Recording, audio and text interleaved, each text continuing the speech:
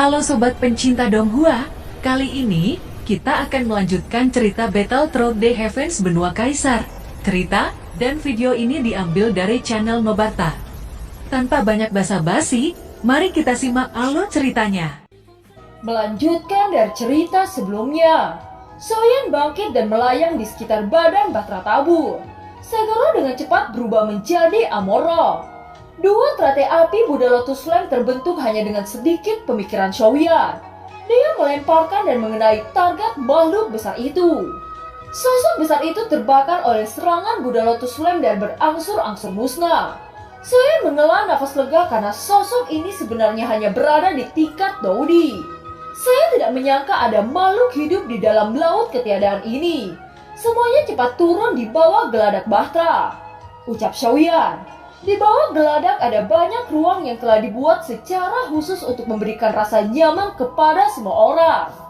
Kita sementara akan aman jika berada di tempat ini. Masih ada banyak potensi ancaman di area laut ketiadaan ini. Ucap Shoyan. Saat ini di antara kelompok Shoyan yang dekat dengan level Dosian hanya Long Sitian dan Long Yan. Long Sitian sudah berada di tingkat Daudi bintang 9 puncak. Hanya menunggu memahami Tao untuk bisa menerobos ke Dosian. Soyan yang memikirkan ini dia menoleh ke Long Sitian saat berkata, Long Sitian, sepertinya hanya Raja Naga yang bisa membantu Anda memahami Tao dan menerobos ke Dosian. Ucap Shoyan. Raja Naga yang mendengar ini segera berkata, Bocah, apa Anda berharap saya membantu Long Sitian? Ucap Raja Naga. Bukankah Long Sitian junior Anda? Jika Anda membantu Long Sitian sama halnya Anda membantu suku naga Anda untuk menjadi lebih kuat. Ucap Shoyan. Bocah bau, saya tidak pernah menang jika berdebat dengan Anda. Baiklah, saya berjanji akan membantu Long Sitian. Tetapi terlepas bagaimana saya membantu Long Sitian, dia masih harus mengandalkan persepsinya untuk menyadari 3.000 jalan. Ucap Raja Naga. Soyan tersenyum puas dengan keputusan dari Raja Naga. Setelah itu dia duduk di Batra Tabut dan menutup matanya. Di sampingnya terdapat Zheng Hui yang menemaninya. Apakah Anda tidak memasuki kondisi kultivasi? Tanya Shoyan. Zheng Hui menggelengkan kepalanya dan berkata, karena tidak ada daging di tubuh saya maka kultivasi tidak mempengaruhi kekuatan saya. Sekarang saya hanya dapat melatih kekuatan jiwa. Untuk meningkatkan kekuatan jiwa saya, maka saya harus membuat ilusi yang lebih kuat. Mengapa Anda tidak mencoba ilusi saya?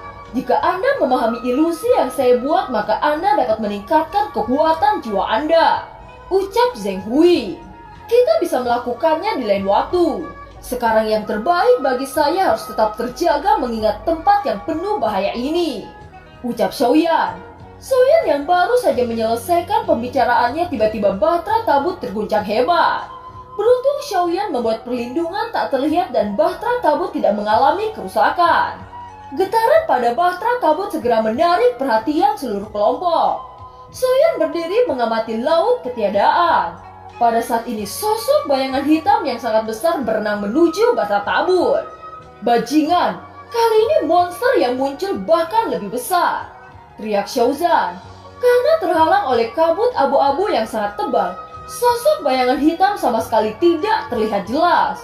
Tetapi jelas bayangan hitam menuju ke arah Batra Tabut dengan kecepatan yang mencengangkan.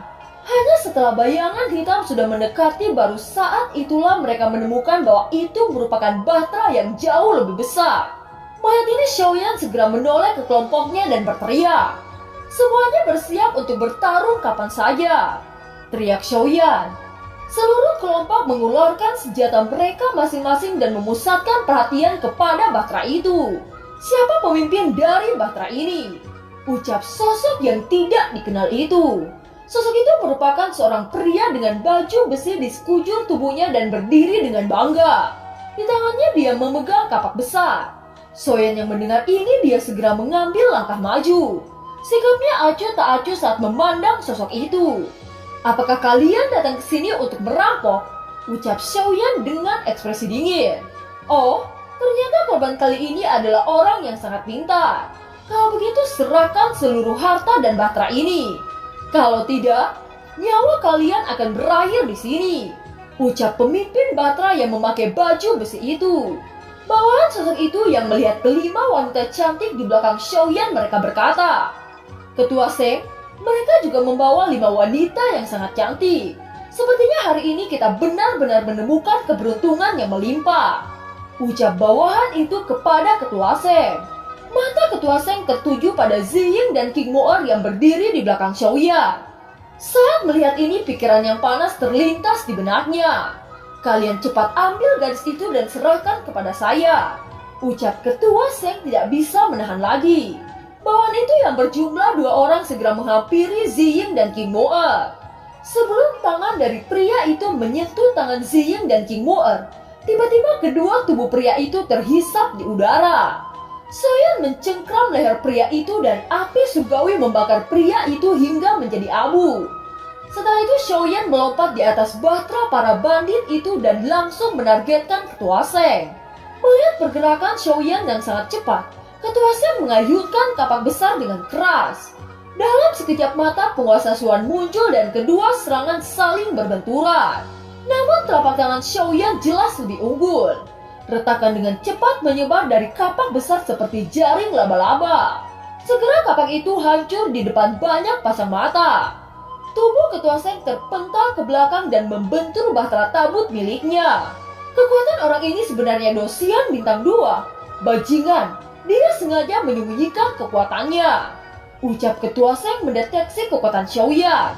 Tuan kedua, sekarang Tuan Besar masih dalam retret dan sangat disayangkan bahwa korban kita kali ini sangat kuat. Kita harus mundur terlebih dahulu untuk menunggu Tuan Besar keluar dari retretnya. Ketika Tuan Besar keluar, kita akan mencari orang ini kembali, ucap para bandit itu. Namun Ketua Seng tidak menghiraukan nasihat dari orang parubaya itu. Dia memandang Xiaoyan dan kekuatan Dosian bintang 2 meletus dari tubuhnya. Saya mendengus dingin saat melihat ini. Dengan evolusi dekret surgawi 8 kutub, bayangan penguasa Suan setinggi ribuan kaki terbentuk. Penguasa Suan diayunkan tanpa peringatan apapun. Ketua Seng meraung marah dan mengeluarkan kapak biru dari dalam cincin penyimpanannya. Dalam prosesnya kapak itu membesar lalu bertabrakan dengan penguasa Suan raksasa. Kekuatan saya berada pada Dosian bintang 2 menengah dan tidak mungkin saya kalah dengan Dosian bintang 2 awal, teriak Ketua Seng. Kepercayaan diri itu langsung menghilang ketika kapak biru itu meledak menjadi fragmen-fragmen kecil. Sedangkan bayangan penguasa Suan terus melesat ke arah Ketua Seng. Mata Ketua Seng menyusut melihat kejadian ini. Dia segera mengaktifkan baju besi tingkat tinggi untuk membuat pertahanan pada tubuhnya. Tetapi di bawah serangan yang sangat kuat dari penguasa Suan, baju besi Ketua Seng itu hancur. Tubuh Ketua Seng terguncang hebat dan terbanting ke belakang dengan sangat keras. Seluruh kelompok bandit itu yang melihat ini segera melesat membantu Ketua Seng. Kondisi Ketua Seng sekarang sangat mengenaskan. Banyak organ-organ tubuhnya mengalami patah tulang. Seluruh tubuhnya ternoda oleh darah. Bahkan hidup dan matinya masih belum diketahui. Kalaupun dia masih hidup, orang itu akan membutuhkan waktu puluhan tahun untuk sembuh dari cedera ini. Sekelompok orang yang berada di belakang Ketua Seng buru-buru mengendalikan bahtera dan mencoba melarikan diri. Tetapi bagaimana mungkin Xiaoyan melepaskan mereka begitu saja? Karena kalian sudah datang, maka kalian bisa melupakan untuk melarikan diri, ucap Xiaoyan tersenyum jahat. Sebelum Xiaoyan akan melompat ke bahtera itu, tiba-tiba sosok pria berambut putih dengan wajah menyeramkan muncul dan berkata, "Seseorang dengan kekuatan Dosian bintang 2 sangat berani bertingkah di lautan ketiadaan ini," ucap sosok berambut putih yang tampak sangat menyeramkan itu. Kemunculan sosok itu membuat para bandit langsung bersemangat saat berteriak, "Tuan Hesan, bocah itu telah melukai tuan kedua kita, dan dia mengancam membunuh kita semua," ucap para bandit itu. "Hahaha, saya awalnya mengira siapa yang akan datang untuk membantu sampah tidak berguna ini. Orang yang datang ternyata merupakan saudara dari seorang sampah. Apakah Anda pikir dengan Dosian bintang 3 Anda bisa bersikap arogan di hadapanku? Anda boleh menyerang jika Anda menginginkannya," ucap Xiaoyan. Xiaoyan sangat bersemangat melihat orang di depannya. Sudah puluhan tahun saat Xiaoyan bertarung dengan Pangeran Darah. Sekarang rasa haus akan pertempuran memenuhi setiap sel darah yang ada di dalam tubuh Xiaoyan. Sosok pria dengan berambut putih dengan wajah menyeramkan itu yang bernama Heng San sangat marah. Bagaimana mungkin seseorang yang kekuatan bintang 2 berani berkata seperti itu di depan kekuatan bintang 3? Saya akan mencabik-cabik tubuhmu dan memakan semua dagingmu, teriak Heng San. Setelah teriakannya jatuh, aura Dosian bintang 3 meletus. Sebelum dia akan mengawali serangan, tiba-tiba bayangan bahtera lainnya muncul di depan mereka. Bahtera yang muncul kali ini lebih besar dari milik Xiaoyan dan para bandit itu. Itu disertai dengan lambang tarian Phoenix di sisi depan bahtera. Ini sebenarnya Bahtera Wu, ucap Heng San dengan terkejut. Pada saat yang sama, bandit yang sebelumnya itu buru-buru menghampiri Heng San saat berbisik. Tuan muda, kita pernah menyinggung orang yang ada di Bahtera Wu itu. Di dalam bahtera itu terdapat sosok yang sangat kuat. Jika kita tidak pergi, maka itu bisa menjadi ancaman bagi kita, ucap salah satu bandit itu. Sebelum mereka bisa bereaksi, namun Bahtera Wu sudah mendekat dan disertai sosok berbaju putih yang terbang keluar dari sana. Segera sosok berbaju putih itu berdiri di atas bahtera di sisi depan. Melihat kemunculan tamu tak diundang ini secara alami, Xiaoyan juga waspada. Pria berbaju putih itu melayang dan tiba-tiba mendarat di depan Xiaoyan. Dia menangkupkan kedua tangannya kepada Xiaoyan lalu berkata, "Saudara, apakah Anda dirampok oleh sekumpulan kelompok tidak berguna ini?" ucap sosok pria muda itu dengan cara yang sangat sopan kepada Xiaoyan. Xiaoyan tidak tahu siapa pemuda ini dan dari mana asal pemuda ini. Tetapi karena pria ini memberikan kesan yang baik dan tampaknya memiliki dendam dengan para bandit itu, maka Xiaoyan menganggukkan kepalanya. "Saudara, sebelumnya sekumpulan para bandit itu juga mencoba merampok saya. Karena kita memiliki musuh yang sama, mengapa kita tidak bergandengan tangan dan menghancurkan mereka?" ucap pria muda berbaju putih itu kepada Xiaoyan. Perkataan pria berbaju putih itu juga terdengar di telinga Heng San. Itu membuat Heng San segera tertawa terbahak-bahak. Xiaoyan memandang pria berbaju putih dengan hati-hati. Di dalam tubuh pria ini, Xiaoyan tidak merasakan auranya sama sekali, tetapi Xiaoyan bisa merasakan kekuatan misterius di dalam tubuh pemuda ini. "Baiklah, sangat menyenangkan jika kita membantai sekelompok yang tidak berguna ini," ucap Xiaoyan tersenyum. Setelah itu mereka berdua memandang Heng San secara bersamaan. Xiaoyan merasakan kemiripan dengan pria di sampingnya. Itu adalah seseorang yang tampak tidak berbahaya bagi semua makhluk hidup. Tetapi ketika mereka diganggu, maka mereka mampu mengguncang dunia. "Apakah kalian berpikir bisa mengalahkan saya dengan kekuatan kalian berdua? Hari ini saya akan bertarung dengan kalian berdua," teriak Heng San. Pada saat ini Xiaoyan mengaktifkan perlindungan Bahtera Tabur. Dia tidak ingin pertarungannya ini akan menimbulkan kerusakan pada Bahtera Tabur. Saat perlindungan diaktifkan, Bahtera Tabur diselimuti oleh cahaya emas. Xiaoyan melihat ke arah Heng San dan melangkah maju saat berkata, "Kalau begitu mari kita lihat seberapa kuat diri Anda," ucap Xiaoyan.